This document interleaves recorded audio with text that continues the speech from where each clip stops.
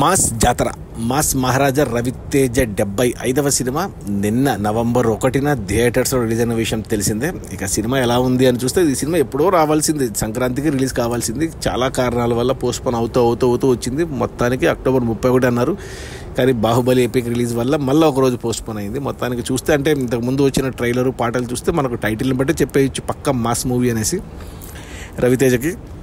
ఇక సినిమా చూస్తే ఎలా ఉందంటే, నాకు మొదటి స్టార్టింగ్ ఎపిసోడు మనకి వరంగల్ బ్యాక్డ్రాప్లో పెట్టుకున్నారు. మన హీరో ఇంట్రడక్షన్, హీరో క్యారెక్టరైజేషన్ ట్రైలర్లో కూడా చెప్పారు హీరో ఇందులో రైల్వే పోలీస్ అని. రెగ్యులర్ పోలీస్ అయితే అంతగా అనిపించింది కాదు, కానీ రైల్వే పోలీస్ అనేది కొత్తగా అనిపించింది. ఒక 15 నిమిషాల్లో ఒక ఫైట్, కామెడీ ఫైట్ అలా పెట్టుకొని ఏమంటే అక్కడ కొంచెం రవితేజకి ఆ తెలంగాణ స్లాంగ్ అంటించారు. అది అంతగా అతికినట్టు అనిపించలేదు నాకు. అది పక్కన పెట్టేస్తే ఇక హీరో ఫ్యామిలీ సైడ్ మన రాజేంద్ర ప్రసాద్, మన రవితేజ మధ్యన కామెడీ సీన్లు, అంటే రవితేజ అండ్ మన రాజేంద్ర ప్రసాద్ తండ్రి కొడుకులుగా సెట్ అవుతారు, కానీ తాత మనవళ్ళుగా అంతగా సెట్ కాలేదు. ఎందుకంటే రవితేజ కూడా వయసు కనపడుతుంది. సరే అక్కడ కట్ చేస్తే లక్కీగా అక్కడ పాటలేం పెట్టుకోలేదు. మామూలుగా హీరో అంటే ఫస్ట్ ఒక పాట ఫైట్ పెట్టుకుంటారు కదా, పాట పెట్టుకోలేదు, మంచి పని చేశారు. ఒక 10 నిమిషాల తర్వాత స్టోరీ షిఫ్ట్ అవుతుంది. మొత్తానికి మన ఉత్తరాంధ్రకు వచ్చేస్తారు, శ్రీకాకుళం సైడు, విజయనగరం శ్రీకాకుళం సైడు. ఇక మిగతా సినిమా అంతా అక్కడే. ఇంకా అక్కడ మనకు హీరో వచ్చాక మన అక్కడ ఊరిలో మనకు విలన్గా నవీన్ చంద్ర చేశాడు. ఇక అక్కడ చాలామంది కమెడియన్లు ఉన్నారు.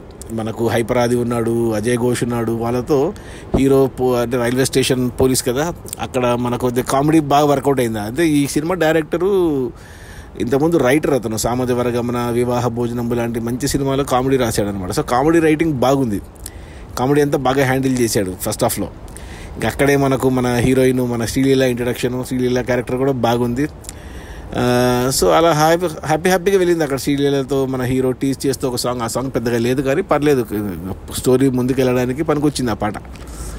ఒక సైడ్ విలనిజం చూపించుకుంటూ నవీన్ చంద్ర, ఒక సైడ్ హీరో హ్యాపీగా, అంటే హీరో రైల్వే పోలీస్ కాబట్టి ఇక ఏం చేయలేక జస్ట్ అలా ఉంటాడు అంతే. అలా బాగానే సెటప్ అంతా బాగుంది. ఒక 50 నిమిషాల వరకు సినిమా సెటప్ బాగుంది. అక్కడ మనకు మళ్ళీ రాజేంద్ర ప్రసాద్ ఎంట్రీ వచ్చి అక్కడ శ్రీలీలకు రాజేంద్ర ప్రసాద్ మధ్యన మంచి, అంటే అది ఎక్స్పెక్ట్ చేయలేదు. అది twist, small comedy twist Sreeleela character నుంచి, అది బాగుంది. నరేష్ క్యారెక్టర్తో అక్కడ ఒక పాట పెట్టుకున్నారు, భలే పాట అసలు. అది ఆల్రెడీ యూట్యూబ్లో బాగా పాపులర్ అయింది. మన ఇడియట్లో రవితేజ సాంగ్ స్టెప్ ఉంది, అది ఆ పాట, మ్యూజిక్, ఆ పాట పాడిన చక్రి, చనిపోయాడు అతను, అతని పాటని ఏఐలో అతనితోనే పాడించినట్టు చూపించారు. ఆ పాటలో రవితేజ డ్యాన్స్ ఎరగదీశాడు అసలు. ఆ ఎనర్జీ ఏమి అసలు, మామూలుగా శ్రీలీల ఉంటే డ్యాన్స్ బాగా వేస్తుంది, కానీ రవితేజ శ్రీలీలకి డ్యాన్స్ చేయడానికి స్కోప్ ఇవ్వలేదు ఆ పాటలో.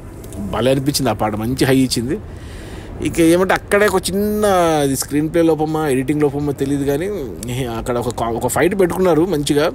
హీరో ఎలివేషన్ షాట్ పడింది, కానీ ఆ తర్వాత వెంటనే మనకు విలన్కి హీరోకి ఫేస్ ఆఫ్ పెట్టుకున్నారు. అది అక్కడ ఇమ్మడలేదు ఆ సీను, ఎందుకంటే వెంటనే మళ్ళీ కామెడీ ట్రాక్ ఉంటుంది హీరోది. అంత సీరియస్ సీన్ జరిగిన తర్వాత హీరో ఎలా కామెడీ జోన్లో ఉంటాడో అది ఒక్కటి అర్థం కాలేదు నాకు ఫస్ట్ హాఫ్లో. ఇక సరే అది క్షమించేస్తే, ఇక ఇంటర్వెల్ అంటే ఫస్ట్ హాఫ్ కొద్దిగా లెందీగా సాగింది కొంచెం. అక్కడి నుంచి ఇంకా హీరో విలన్కి మధ్యన ఫేస్ ఆఫ్ వల్ల ఒక ఇంటర్వెల్ బ్యాంకుకి ఇంక పెట్టుకున్నారు. ఈ మధ్య ఈ గంజాయిది ఎక్కువ అయిపోయింది, శీలావతి అనేసి మన ఘాటి సినిమాలో కూడా సాగుకొట్టారు. దీంట్లో కూడా అదే పెట్టుకున్నారు.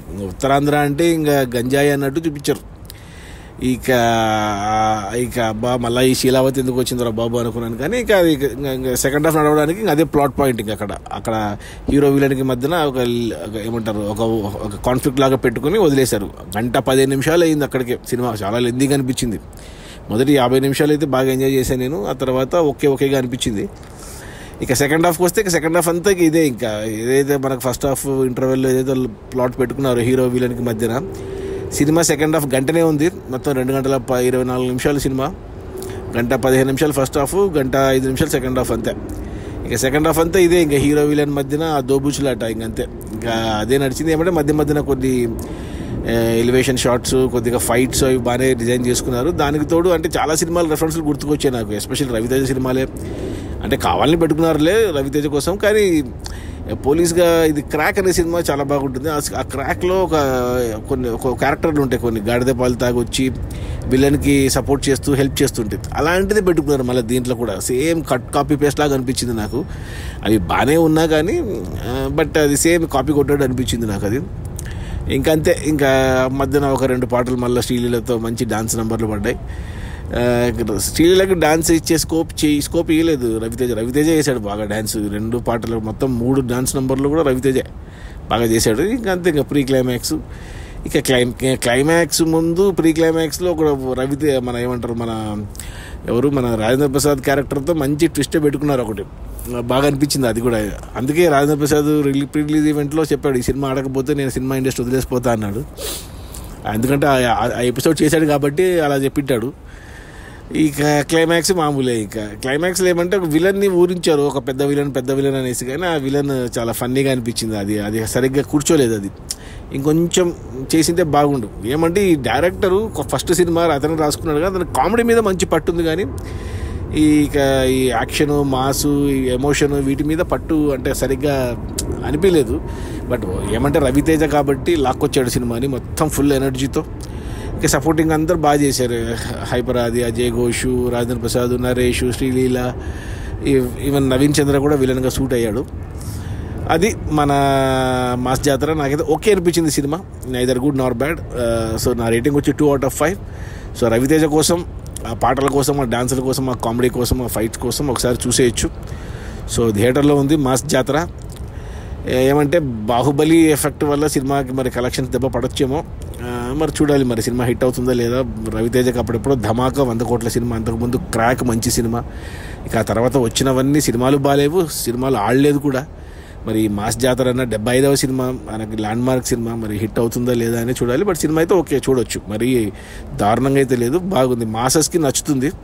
ఇక ఫ్యామిలీస్కి, యూత్కి ఇక వాళ్ళకి నచ్చకపోవచ్చేమో. అంటే జస్ట్ రెగ్యులర్ మాస్ కమర్షియల్ అంటే కొత్తగా ఏం కోరుకోదు, జస్ట్ లైట్గా నవ్వుకోవడానికి 4 పాటలు, మంచిగా డ్యాన్సులు, మంచి ఎలివేషన్ షాట్స్, మంచి యాక్షన్ ఎపిసోడ్స్ కోసం ఒకసారి చూసేయచ్చు. నా రేటింగ్ వచ్చి 2/5. సో మాస్ జాతర చూడండి, థియేటర్స్లో ఉంది. Okay, bye.